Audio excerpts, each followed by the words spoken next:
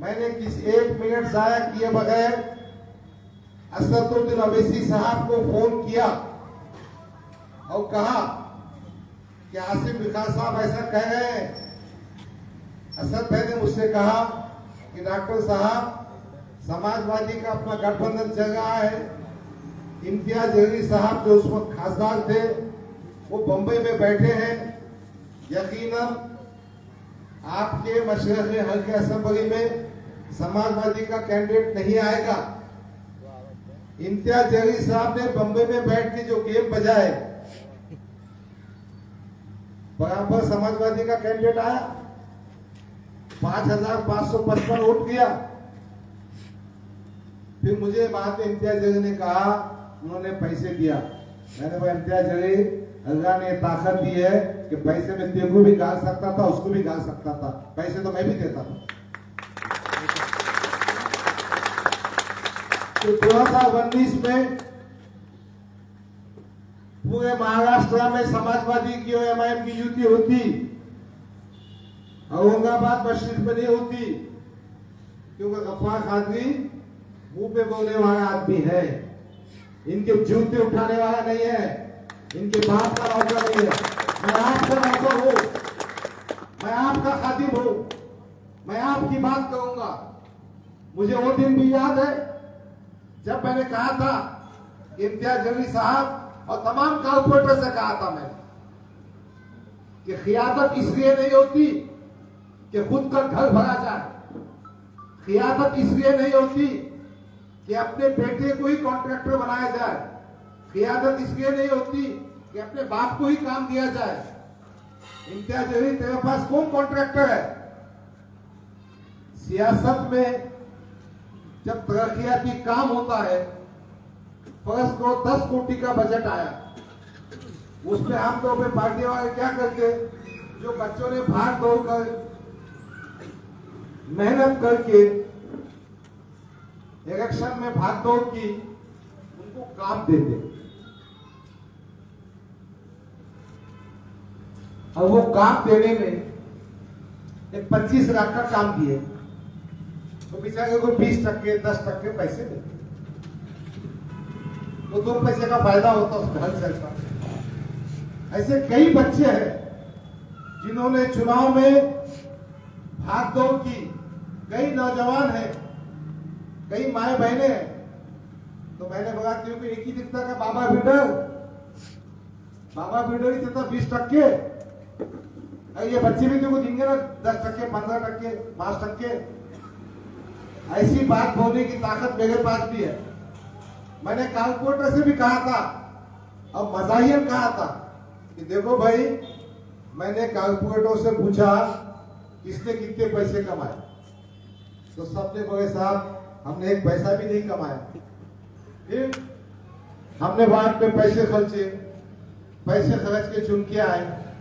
तो मैंने कहा भाई ये पुराने जितने कारपोरेटर है ना, ये बेचारों ने बहुत पैसे खर्चे, बहुत दुख उठाए, इसलिए आइंदा इनको बोझ ना पड़ते हुए नए बच्चों को टिकट दिया जाए। मकसद ये था कि ये कारपोरेटर इसलिए बनना चाहते, ये आमदार इसलिए बनना चाहते और ये एमपी इसलिए बनना चाहते कि खुद का घर भर सके। बातें बहुत सी है, मगर मैं आपके साथ मेरा एक दुख, मेरी एक तकलीफ आप सामने कहने आया। 2014 से 2024 तक मैंने मजलिस इत्तेहादुल मुस्लिमीन को अपना वक्त दिया, पैसा दिया, तमाम वसाइल दिए, मगर एक बात है, बेबाक बात करता है और करता रहूंगा। उसके बाद जब मैं 21 तारीख को गया था हैदराबाद में साहब से पूछने के वास्ते, तो मोहम्मद असद साहब ने मुझे 2 मिनट का टाइम नहीं दिया, मुझसे बात भी नहीं की। मैं उनकी गाड़ी के पास जाकर खड़ा, मैंने बोला साहब मुझे औरंगाबाद मशरक़ी हल्के के बारे में कुछ बात करना है। मुझसे कहने लगे शाम में मुशायरे में आओ। फिर मैंने कहा भाई मुशायरे में क्या बात होगी। मैंने व्हाट्सएप मैसेज दिया उनको, उनका जवाब आया आपने ये कैसा तय कर लिया कि मशरक़ी हल्के से आप उम्मीदवार बने? सच तो ये है कि असदुद्दीन ओवैसी साहब ने पार्लियामेंट के जब इंतखाबात 2024 के हो गए थे, इब्तिसाम भाई गवाह है, इम्तियाज जलील गवाह है, मैं था, मुझसे कहा था कि डॉक्टर साहब आपकी बहुत खिदमत है, आप 10 साल से काम कर रहे हैं, मैं आपको टिकट भी दूंगा, चुना के भी रहूंगा और यहाँ की सीट गिफ्ट में दूंगा। मगर मुझे ऐसा मालूम होता है कि इम्तियाज जलील साहब ने उनके कान में इतना जहर भर दिया कि वो आज बात करने को तैयार है। फिर उसके बाद मैं वापिस आने के बाद 23 तारीख को खत लिखा। वो खत मैंने साथियों को बताया। 23 तारीख से 8 तारीख तक असद साहब का कोई जवाब नहीं आया। 8 तारीख को मैंने मेरे साथियों के साथ मीटिंग की। मैंने बोला आगे की बातचीत तय करना चाहिए। मैं ये बात आपको बता दूं कि मैं 66 साल का 10 साल से एमएलए के लिए कोशिश कर रहा। अल्लाह जिंदगी और मौत अल्लाह के हाथ में। हो सकता है ये असेंबली इलेक्शन मेरी जिंदगी का आखिरी इलेक्शन हो। यही बात मैंने असद साहब को खत में लिखकर भेजी। तो मैंने साथियों से मशवरा किया। साथियों ने कहा डॉक्टर साहब आप चुनाव लड़िए, हम आपका साथ देंगे, आप कोई भी पार्टी का टिकट ले। मैंने उसी वक्त उनसे कहा था कि भाजपा का टिकट नहीं होना, शिंदे का टिकट नहीं होना, अजीत दादा का टिकट नहीं होना, दूसरी पार्टियों को टिकट की कोशिश चल रही है। मैं आपको आज वाज़ेह तौर पर नहीं कह सकता कि मेरी निशानी क्या हो। एक और बात मैं कहना चाहता हूं, 8 तारीख की मीटिंग के बाद कुछ उम्मीदवार मेरे पास आए। वो हैदराबाद भी गए थे, मगर मुझे दिखता है असद साहब ने उनकी बात को नहीं सुना। तो आज मैं आपके बीच ये कहने के लिए आया हूं कि अजीज़ान गिरामी, मेरे मोहतरम बुजुर्गों, मेरे मासूम बच्चों, मेरे भाइयों और मेरी माओ बहनों, इज्जतदार, जिन तक मेरी आवाज पहुंच रही है कि आपके इस भाई को, इस बेटे को मदद कीजिए। मजलिस इत्तेहादुल मुस्लिमीन हमारी खिदमत को नजरअंदाज करते हुए टिकट देना नहीं चाहती। मैंने अपने भाषण में भी कहा था और खत में भी लिखा कि इम्तियाज जलील 17 फोन कॉल उठाता नहीं, कभी किसकी फोन पे बात नहीं करता। और मैंने ये भी कहा था फडणवीस का फोन उठाता है। मैंने ये भी कहा था और कह रहा हूं कि मैं आपके बीच में रहता हूं। यकीनन कपड़े ठीक ठाक पहनता हूं, वैसे फैशनेबल कपड़े नहीं पहनता हूं। मैंने गॉगल कभी पहना नहीं और मैं बालकनी पे से हाथ नहीं बताता। मैं तुम्हारे बाजू बैठना पसंद करूंगा। मैंने हमेशा कहा कि कुर्सी पर से उठकर मुझे हाथ मत मिलाओ। मैं तुम्हारा भाई हूं, तुम्हारा खादिम हूं, इसी अंदाज में काम करूंगा। हम कुछ कोशिश कर रहे हैं, हो सकता है महाविकास पार्टी का हमको टिकट मिल जाए, मगर एक बात तय है कि हम चुनाव लड़ने वाले हैं। मैं आपसे मदद की भीख मांगने आया हूं। मैं 10 साल की आपका जो मेरा वास्ता है उसका मैं बदला लेने आया हूं। आपसे मैं ये मांगने आया हूं कि मैं अगर महाविकास पार्टी या किसी और पार्टी का टिकट भी लाता हूं, आप मेरे बाजू खड़ो, आप मेरा साथ दो, मैं आपकी आवाज बनूंगा, मैं आपका फोन कॉल रिसीव करूंगा।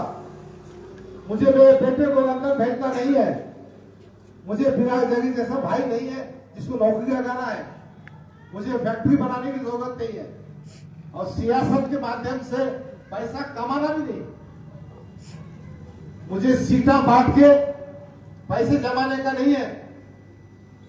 पार्लियामेंट में 5 जगह उम्मीदवार देकर कितने पैसे कमाए वो भी हिसाब पूछेंगे। बहुत सारी बातें, कहां कितने पैसे खाए, शिवसेना से कितने पैसे खाए, भाजपा से कितने खाए, सब मेरे पास मौजूद है।